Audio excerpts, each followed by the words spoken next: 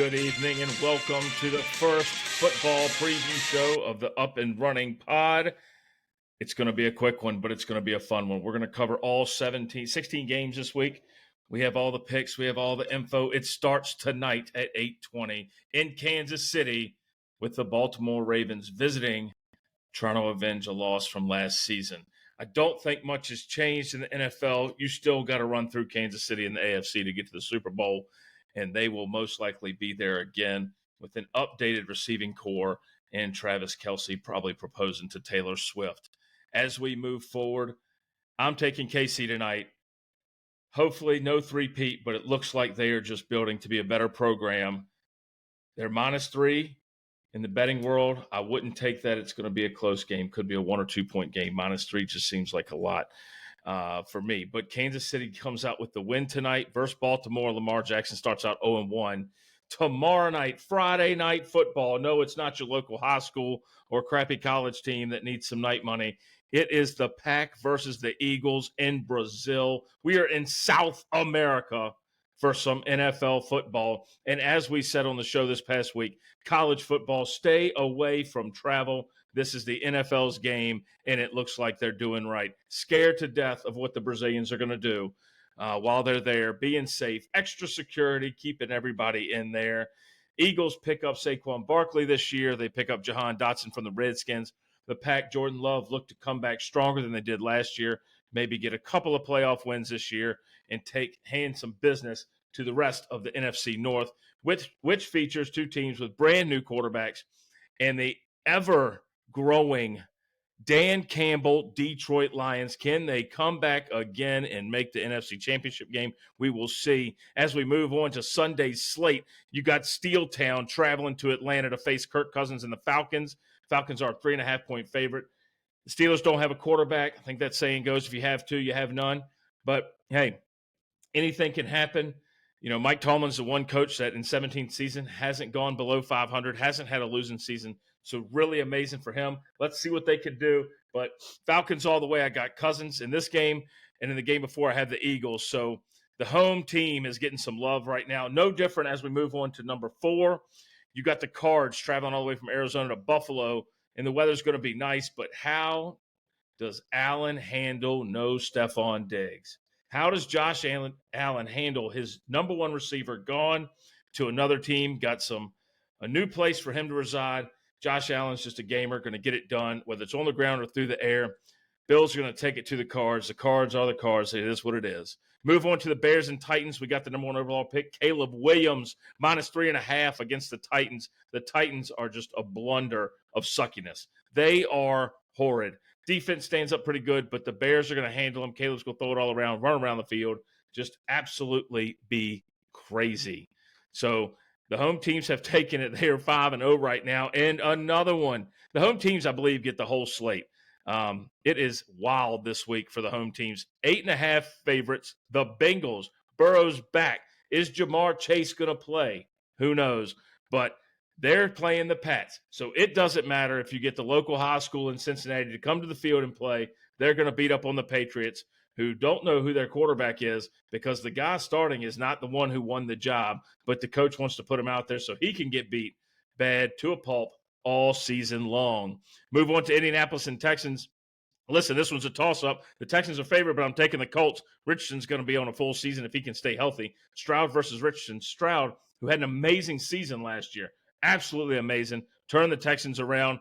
Don't know how they're going to defend him this season, but I know that Richardson's going to bring a lot of pop.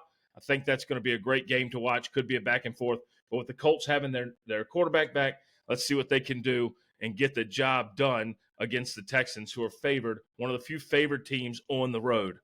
Next, we have my beloved Dolphins, and this is where we'll spend a few minutes on. They're playing the Jags. The Trevor Lawrence experiment in NFL has not succeeded so far. He's had a good season, but Urban Meyer, the former coach of the Ohio State University and University of Florida, has done wonders to kill Trevor Lawrence's ability in his mental game. Hopefully they can get that turned around at Jacksonville for him, for his sake as a player, but not this week. The Dolphins, 3.5-point favorites, are going to take it to him with Tua, Hill, Jalen Waddle, a whole group of them, running backs galore. There's speed.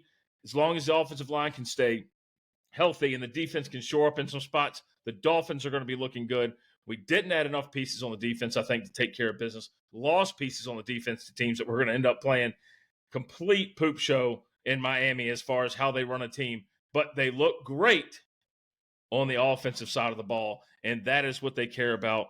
You know, coach has got them going as fast as they can go. He's taking care of them. He's making them feel good, according to Tua. So the Dolphins look like they're going to take the win this weekend at home in Miami, in South Florida, as 3.5-point favorites. Definitely think they're going to take down the Jags. My hope is they take down everybody all year, be the second team to go undefeated and win the Super Bowl. Would be absolutely amazing. Tua Tagovailoa, it all is in your hands. Next up, we got the Panthers versus the Saints. Wow, bad football all around. You can't believe in New Orleans. You can't believe in the Panthers, who had an abysmal season last year, abysmal season as a GM, who gave all the picks away for Bryce Young, who didn't show up. Hopefully year 2 with a new coach, he comes back fully rejuvenated, back to the quarterback he was in Alabama with some better weapons. I have the Panthers. They're a 4-point dog, but I'm taking the Panthers over the Saints. I don't trust anything out of New Orleans, and we'll see how that goes.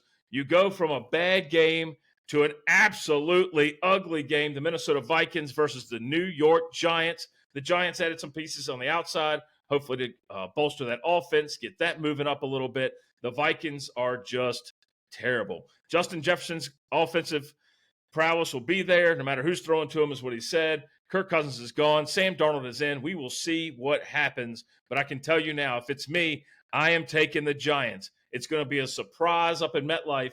Let's see what happens. Go big blue Giants. Take care of the Vikings, because nobody wants to see that old purpleness running around town. Vikes are a 1.5-point favorite, but that's going to be an ugly game. The Panthers, Saints, Vikes, and Giants, all 4 of them should just play together, and you might get 30 points out of that. It is going to be 2 ugly games there. Moving on to some AFC rivals, hated teams. The Raiders travel to the Chargers, 3.5-point dogs. How is Jim Harbaugh going to make the transfer from the NCAA to the NFL? Who knows? But I still have the Chargers winning this game. The Raiders have no clue what's going on. They lost their running back, Josh Jacobs, this year. He's moved on. He's going to do some great things.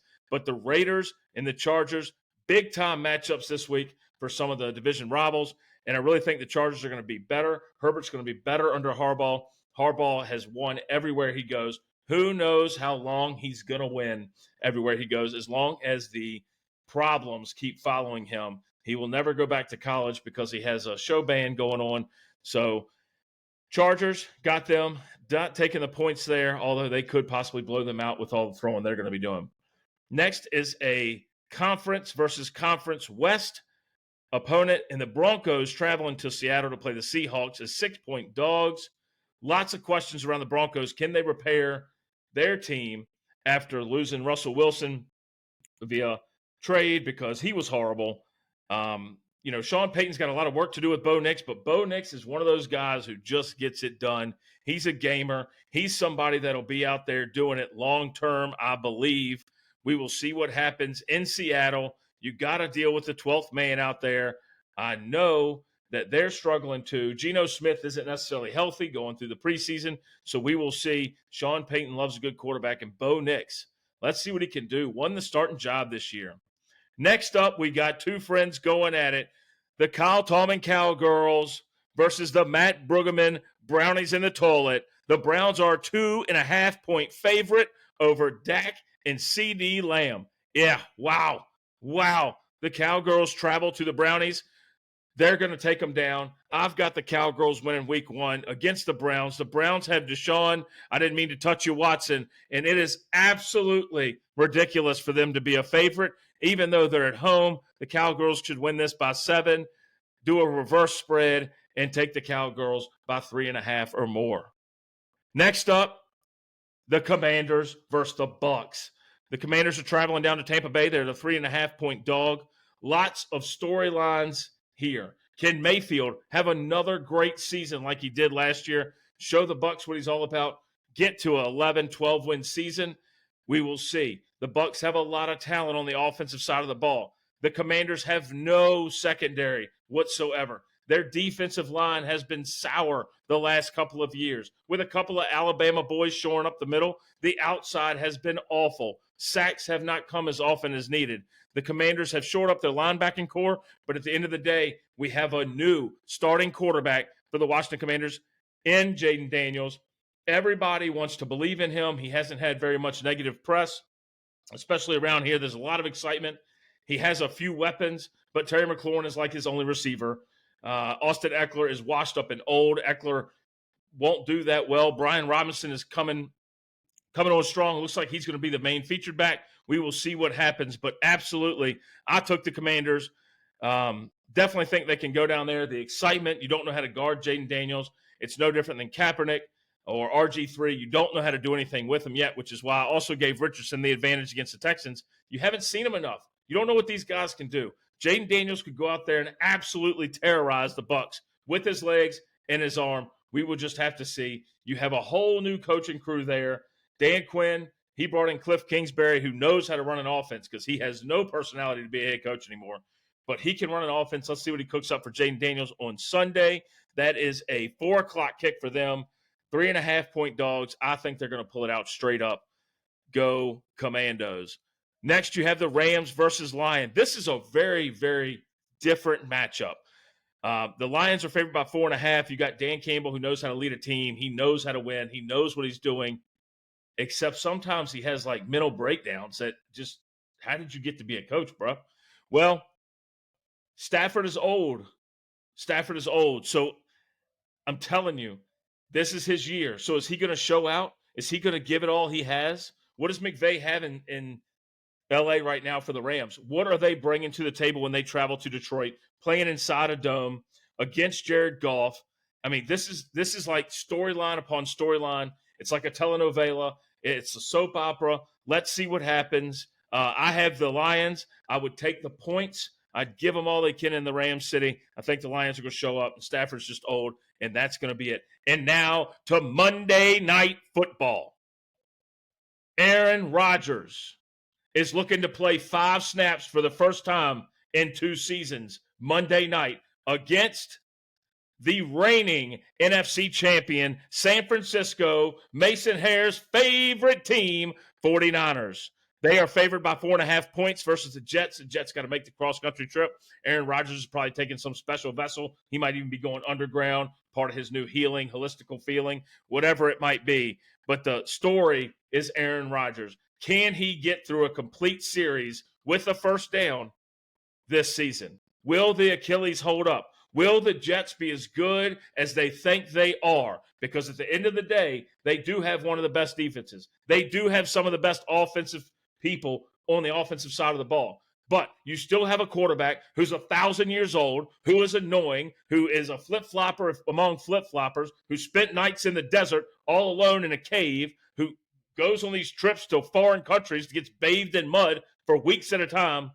What do you have? This mental issue that you have at quarterback, the physical dilemma that is Aaron Rodgers. Is he going to return to Hall of Fame status? Is he going to return to that MVP player after 4 snaps? We will see. Or is he laying down and the other leg is torn? He's just old. He's brittle. Now let's go to the Purdy side of the ball. Young quarterback, underpaid, has all his weapons. Brandon Ayuk signs back with him. Christian McCaffrey's in the backfield.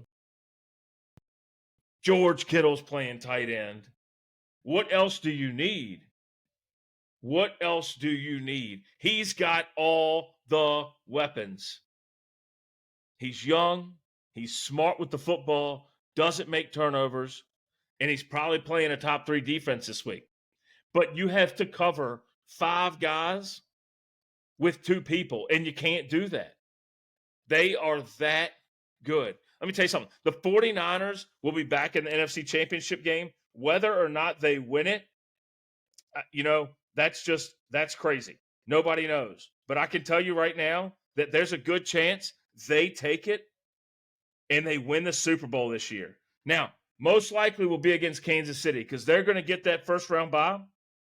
They're going to get everything they want because they do not have the hardest schedule. Okay? Even though they won everything last year, they don't have the hardest schedule. They have what I like to call a very mild schedule because they're playing a lot of guys that just aren't crazy good this year. You got to remember, there are going to be 5 or 6 teams that didn't make the playoffs last year that make it this year because their schedule gets easier. Kansas City, who can compete with them? They got week 1. Week 1 is the team that can compete with them.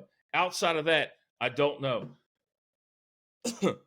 But as we finish up here, Jets, 49ers. I got the 49ers. I'm taking the points. I don't think Aaron is going to make it outside of 5 snaps. I think they blitz, they sack, ball game. San Francisco's defense is no joke, too.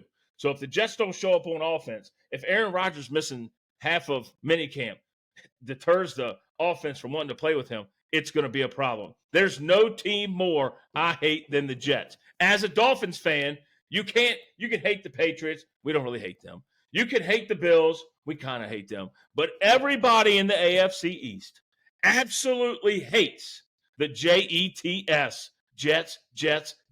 We hate them. We don't want them to do anything ever again. And with Aaron running the team, they're duds. Big goose eggs. 4 snaps, bro. 4 snaps. I mean, Tua Tagovailoa took 4 snaps the week after he got knocked out, throwing up like, he had seizure going on, struck by lightning.